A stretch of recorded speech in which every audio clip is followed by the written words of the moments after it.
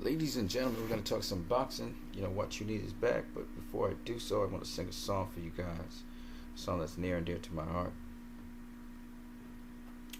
He's got the whole world in his hands. He's got the whole world in his hands. He's got the whole world in his hands. He's got the whole world in his hands. He's got the whole world in his hands. Manny Pacquiao. People started speaking about where does he actually fit in all-time greats, in Hall of Famers. And that's a really great question. But what I really want to talk about, obviously he's not really in the high conversation as the best ever, but I would say that in this particular generation of fighters, Manny Pacquiao has been one of the premier elite, in fact, the elite and premier boxing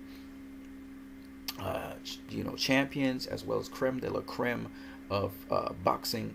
And he has been at the top of the welterweight division for many, many years. And again, this just shows, once again, Manny Pacquiao being a WBA regular champion, about to face Adrian Broner, another top, well-recognized, popular boxer. He just time and time again proves, over and over again, that he is top echelon, top elite. He is the top of the top. He's the creme de la creme.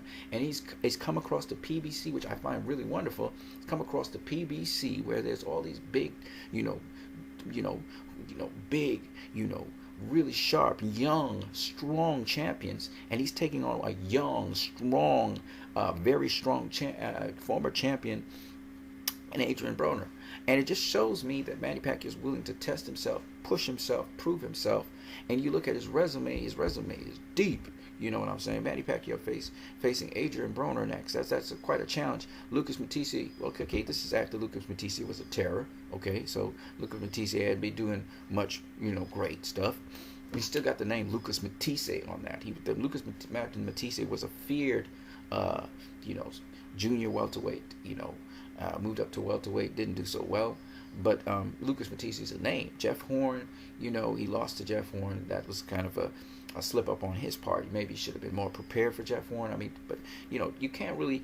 Jeff Horn has a certain style that would have given Manny Pacquiao trouble any day, any time, because it's a style like Manny Pacquiao. It's a small guy fighting style. Pacquiao has since kind of changed his style somewhat to more conventional boxing style. Then he got Jesse Vargas. Jesse Vargas is a very good, solid opposition. Even Floyd Mayweather at the end of his career fighting guys like Conor McGregor, he's kind of fall off the grid right there. But Pacquiao has been keeping a certain level, a certain brand name, a certain standard, fight after fight after fight. He's got some weak fights in there, but, fight after fight after fight. Look at this. Jesse Vargas was no slouch, okay? Jesse Vargas was no slouch. Jesse fought Jesse Vargas after he lost to Timothy Bradley. But the point is, Jesse Vargas ain't no slouch. He knocked down Jesse Vargas, I think, twice. Once. Timothy Bradley's no slouch. That's an incredible name. That's a Hall of Famer right there. Floyd Mayweather's no slouch. Chris Algieri's a tough guy, was undefeated, and just fought Ruslan Provodnikov and prevailed. And he fought Chris Algieri. The only guy I think that came off of a really great win. He's fought guys coming off of wins that he lost to, but Chris Algieri was coming off of a great win. Timothy Bradley was coming off of a great win. You got to give him his props for that. Brandon Rios was coming off a loss, so I wouldn't include Brandon Rios. But Brandon was a former world champion. Juan Manuel Marquez. Come on now. Look at the name. Shane Mosley. Okay, Shane Mosley was coming off a draw and a loss, and he had lost a lot of luster, but still, you have to give him his credit. Antonio Margarito, I can't remember if he was beaten by Miguel Cotto before or after. Margarito had been knocked out by Shane Mosley. So, but still, he fought Antonio Margarito. That was a name. Joshua Clottey's a name. Miguel Cotto definitely was a name. He struggled with Joshua Clottey. That should have shown us a sign, but still, Miguel Cotto was a name. He'd been wrecked by Antonio Margarito. Ricky Hatton was a name. He was the dude at, super lightweight. Oscar De La Hoya was a name. David Diaz was a world champion. Mario Marquez again. Marco Antonio Barrera was the standard for super featherweight, okay, and featherweight. Ori Solaris was a world champion. Eric Morales, great champion. Great Latin champion. Oscar Larios was a world champion. You know, um, you know, it's only in between you get these so-so fights, but he's been fighting some really good names. When you're talking about names, who he fought, he fought some good names. Undefeated Emmanuel Lucero, Agapito Sanchez, Lejo Laduaba. Here at this lower level, he didn't really fight anybody. Chachai Sasuku, I think, was the best out of the whole lot. But the point is, this dude fought names, all right, and he continues to fight names in his career, and especially Adrian Broner. Adrian Broner is a name that, this is going to be a pretty stiff competition here, because Adrian Broner, yes, it looks like he's tailor-made to fight Manny Pacquiao. He's very strong. Broner is very, very strong. Pacquiao does punch hard and fast. So it'll be interesting to see what kind of approach Pacquiao will do with Adrian Broner. Broner has a pretty decent defense, however. Now, will Broner keep his hands at home? We'll see. I don't know. He said he's good at fighting southpaws, but this is a little different southpaw. And yes, Manny Pacquiao gets hit, but he doesn't get hit that often anymore. He fights a lot smarter. So I don't know if Broner, and in the angles, he's changed up some of his angles. So I don't know if Broner is ready for Pacquiao, to be honest with you. We'll see. It's either going to be a bloodfest where Pacquiao just beats the crap out of Broner, or it's going to be one in which Broner can walk down Pacquiao at certain points. I don't know. Pacquiao's slippery. He's tricky. It's not as easy to beat Pacquiao. He's 40 years old, but I love that this 40-year-old is challenging himself against these younger, hungrier fighters. And this is the first of the lot. Maybe he will actually challenge the other PBC fighters, which would be really awesome. And then the other thing is he will also be able to showcase his Filipino fighters in the U.S. So it's really big for Pacquiao. This second wind, again, coming in, he was introduced into the United States of America facing Leo de Duaba on Showtime. No, was it Showtime or HBO? I can't remember. But he first showed up on Showtime, I think it was. And now he's showing back up on Showtime again, coming back home. And this time, he'll be showcasing some of his fighters, which I'm looking forward to seeing Filipino fighters in the U.S. I mean, Nonito Donaire, we had so many great Filipino fighters who have done really well. And so I'm looking forward to that. So when we talk about where does Pacquiao rank in terms of all-time greats, I mean, this guy's resume speaks for itself. He's fought named opponents. Maybe not, coming off of wins all the time, but he's fought named opponents. And when history looks back at it, be like, man, this guy, he had a stacked record. Look at this resume, stacked. Who's who of boxing. I mean, he fought everybody. He's still fighting a next generation of fighters in Adrian Broner, a hungrier, stronger set of fighters, and he's starting it off with Adrian Broner. So this is just incredible. Adrian Broner always wanted to fight Manny Pacquiao. So say what you want. Pacquiao has just suddenly, and can't say he's afraid of this lot of fighters anymore, because he's about to face Adrian Broner. And, he may go on to face some of the other bigger opposition on pay-per-view, Errol Spence even, Keith Thurman, Sean Porter. I would love to see him fight Sean Porter. That was something I always wanted to see. Danny Garcia. I mean, all these guys are threats to Manny Pacquiao, and yet he looks like he's stepping into the ring, and he's going to put it on the line and show that he is the number one welterweight in the world, And if he does that, if he's able to really perform with these guys and beat them, I'm rooting for Manny Pacquiao. And I'll tell you why I'm rooting for him. Because I know these guys. I know Keith Thurman. I know Sean Porter. I know Errol Spence Jr. These guys could smoke Manny Pacquiao. I know they can. So I'm going to shoot for Manny Pacquiao, which would be the underdog, to see if he could actually pull that off. And it would be incredible if he could do so. I don't know if he'll face those guys. I think he may stop at Broner. And it depends on how his fight with Broner goes.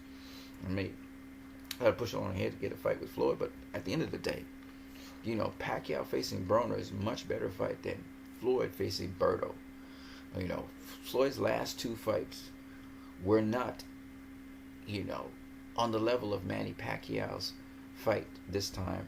And the Lucas Matisse fight, okay, you could say the Lucas Matisse fight is like a, what kind of fight would that be like? I don't know what kind of fight that would be like. I mean, Lucas Matisse was just in the fight as a name. I mean, he tried, he was competitive and everything, but he quit, he quit in that fight. So Matisse is kind of broken right now. So he fought a broken Matisse, but still, I think it's better than when Floyd fought Conor McGregor, who had no boxing experience whatsoever.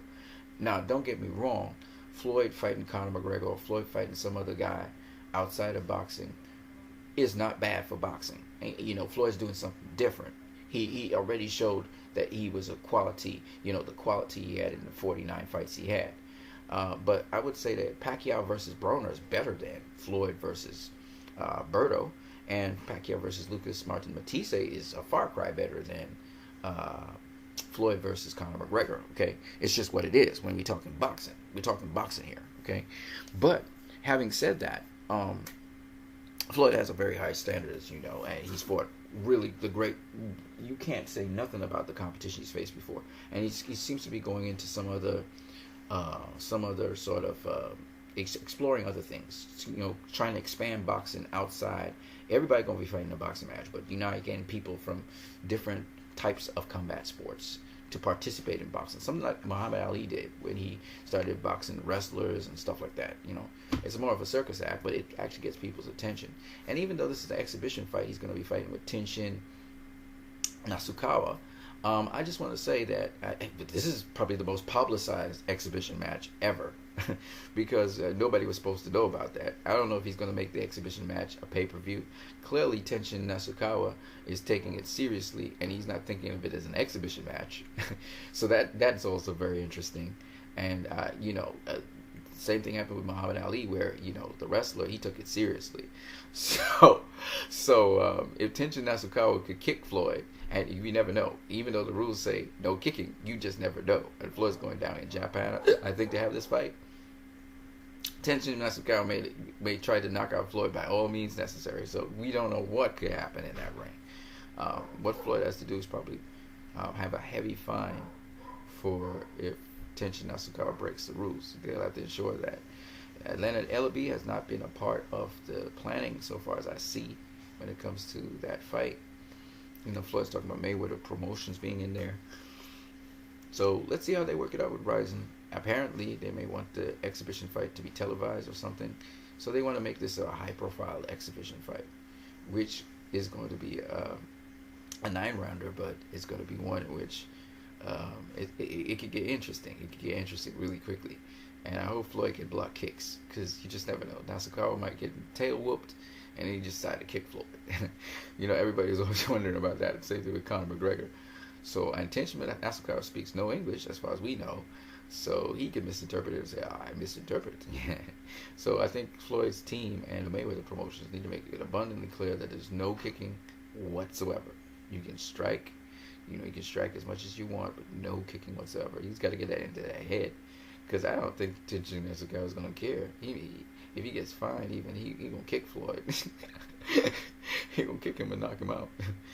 So it's really interesting what could transpire in there. So yeah, I just wanted to share that with you guys.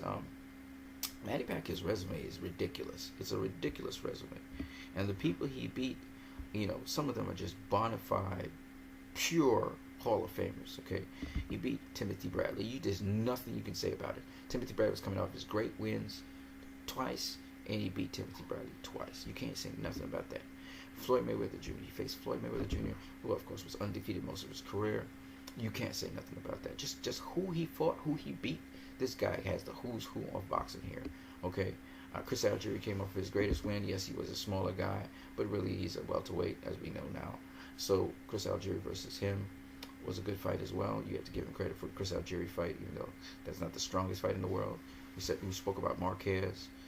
Let me show you another really good, solid fight you got to consider. You got to give him props for the Ricky Hatton fight. How he knocked out Ricky Hatton. You got to give him props for that. The other fight that I really give him props for, and his career is lengthy, and just talking about really good fighters. Emmanuel Lucero, who was undefeated. Agapito Sanchez fight, you got to give him credit for that. He was beating Agapito Sanchez, but Sanchez was landing low blows on him and all kinds of crazy stuff, headbutting him and stuff. And Alejo Leduaba, you got to give him credit for that. He beat the brakes off of Alejo Leduaba. And then let's not forget Chachai Sasuke. Okay, you got to give him props for those fights. Now the other fights, they're named fighters. You cannot deny him. Eric Morales fight, you cannot deny him, right? Yeah, Eric Morales was weight drained, but still. Marco Antonio Barrero, yeah, he had a bunch of fights on him, but you cannot deny him that. The lineal champion, David Diaz, beat him up. All right, he beat up David Diaz, who was a world champion at the time. You got to give him credit for the David Diaz fight as well. Oscar De La Hoya was weight drained. Okay, fine. Miguel Cotto was weight drained. Kaladi wasn't really a big name. You know, he really basically beat one or two people who were known as names, but Antonio Margarito was, you know, he got beaten up a lot, so he got used to it, I guess. But again, Pacquiao was able to beat him, so you got to give Shane Mosley was a little bit of, you know, had lost twice or lost and draw, basically lost twice. He's lost to Sergio Mora as well, so he was kind of in a losing slump. But nonetheless, you got to give him credit for that. And so those are the guys that we're talking about. Brandon Rios was a former world champion that came up for a loss. So there's all these little clouds on those things. But, I mean, at the end of the day, in history, nobody going to remember that. You know, Jesse Vargas was a solid win. Even though Vargas was coming off the loss to Timothy Bradley. You know, Jeff Horn was undefeated. So, you know, Lucas Matisse was a threat once upon a time. So, I mean, you have to give Manny Pacquiao his credit and his just due for these fights. You just have to. All right? All right, guys. You have a good one.